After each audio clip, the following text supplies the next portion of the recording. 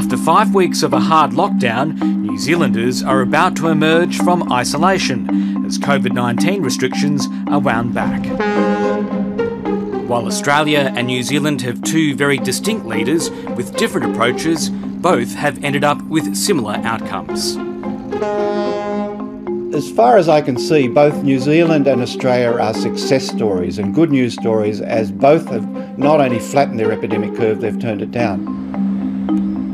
New Zealand took a tougher line early, shutting down schools, cafes and restaurants and all shops except essential services. Life was strictly confined to what was known as a household's bubble. Hi guys, I'm Anita. We've been in lockdown for 30-something days. So I just show you here, I've got my mum in the kitchen. For Anita Affleck, that meant spending most of her time with her family at her parents' home in New Plymouth, about 360 kilometres from Auckland. From a public health perspective, I really thought it had to happen. Everyone has really stuck to the rules amazingly well. It kind of surprised me. The family is so healthy. Normally with 3 children, people would have coughs and colds and flus all the time. We've had nothing at all in 4 weeks. Once you start putting these sorts of arrangements in place, we should have the expectation that they will remain in place for at least 6 months. Both Australia and New Zealand announced their plans in the same week in late March. Australia deciding on a suppression strategy, while New Zealand aimed to wipe out the disease altogether. We believe that decisive action, going hard and going early, gave us the very best chance of stamping out the virus. It's an ambitious goal, according to Professor Peter Collignon, an infection control advisor to the Australian government. Elimination, while it'd be really nice, and gee, I hope I'm wrong, is not really very realistic. I think it's very unlikely we'll get rid of this virus without a safe and effective vaccine. Professor Tony Blakely, a New Zealander based in Melbourne, argues it's still achievable but will take many more weeks. I think it's going to require at least 3 or 4 weeks of no cases before you pronounce Elimination Day and celebrate.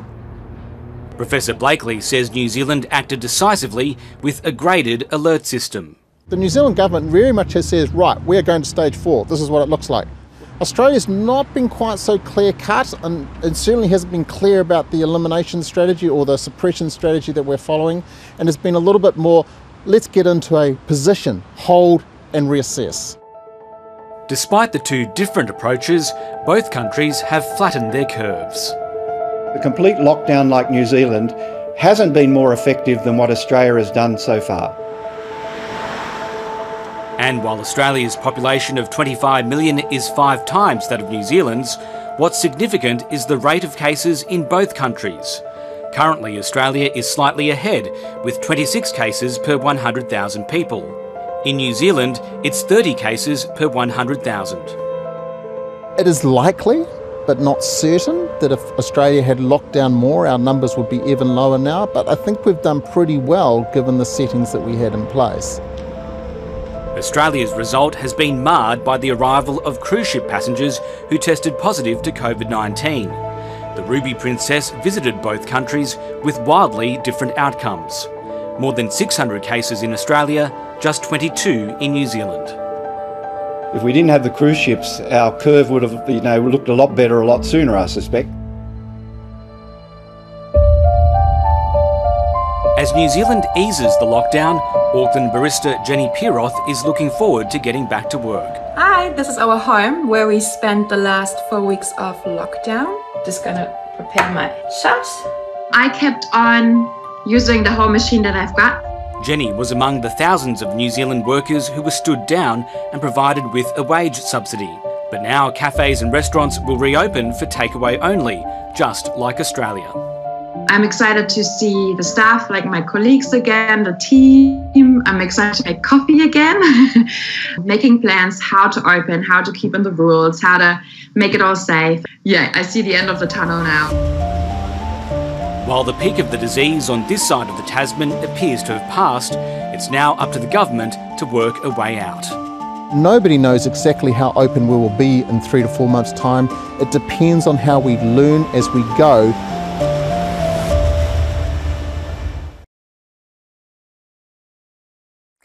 Hi, I'm Lee Sales. Thanks for watching this story. If you'd like to watch more of 7:30's stories, they are on the left of your screen. And tap on the button below to subscribe and get the latest from ABC News.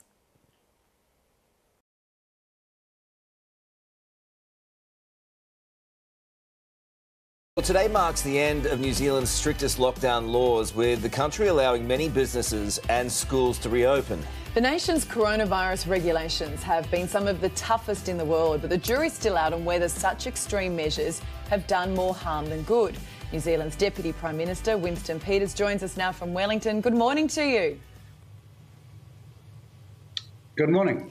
Did you go too hard? Look, there'll always be a time for a post-mortem, but when you're facing a crisis, you do the utmost to ensure that you do not leave anything that should be attended to unaddressed, so to speak, and we'll just have to wait the verdict of history. But we went in real hard, real early, to try and get on top of what we still believe is an absolute malignant plague that we have to worldwide deal with. And universally praised for it. The great James Henry famously said, in your country, you have come too far not to go further. You have done too much not to do more. Economically, your government now has real pressures to do more. How will you do that?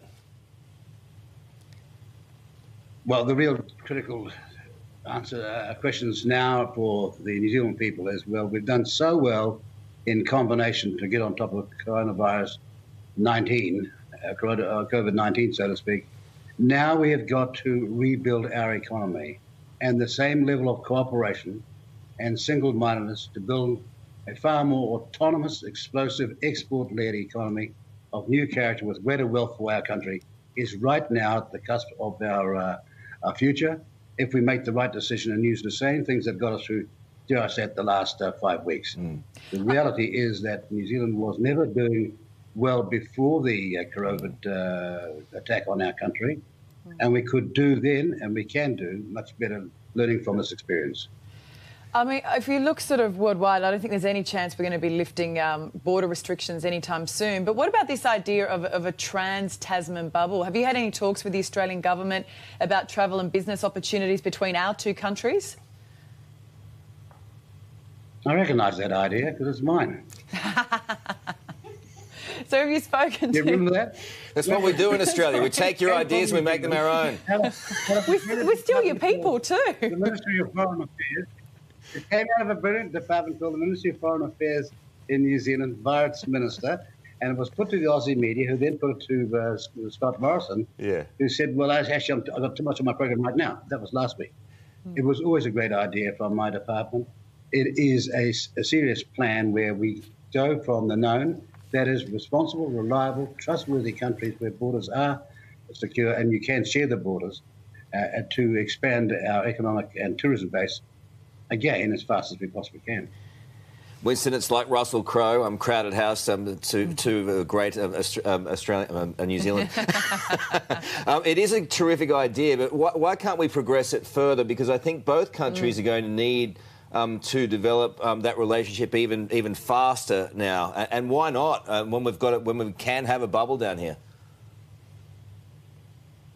Oh, look, it always was a good idea that came, as I said, from Ministry of Foreign Affairs and Trade in New Zealand. It is the start early of the rebuild.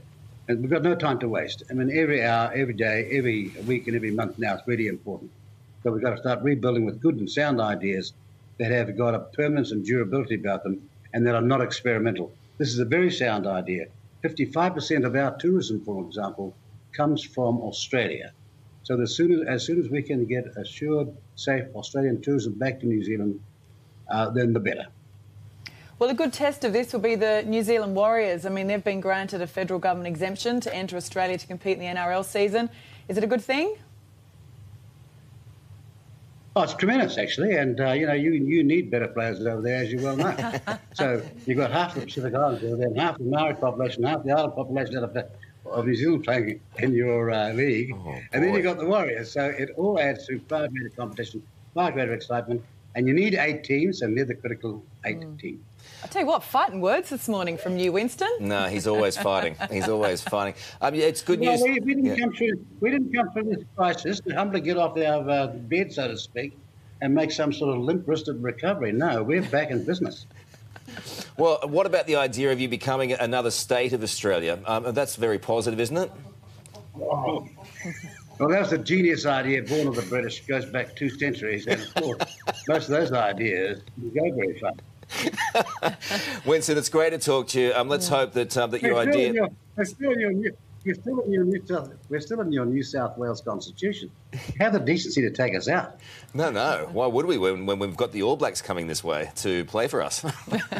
And also, we need them. You grabbed your flag 50 years after us. You know, it's confusing, guys. Put a kangaroo on your flag, go your own way. We got there 50 years before you. This is nice. We've got to come on once a week. This is great stuff, and we'll help build businesses. Best of luck over there, and may we see that idea come to fruition. It's a great idea. Thank you, Winston. Well, it's great. I mean, they've got a million. Good luck to Australia, and congratulations to the Australian government and its people and its state governments, because they've put it together after the terrible fires early in the year. Yeah. It's been a fantastic outcome in Australia, and all the best. Okay. Yeah. Thanks, Winston.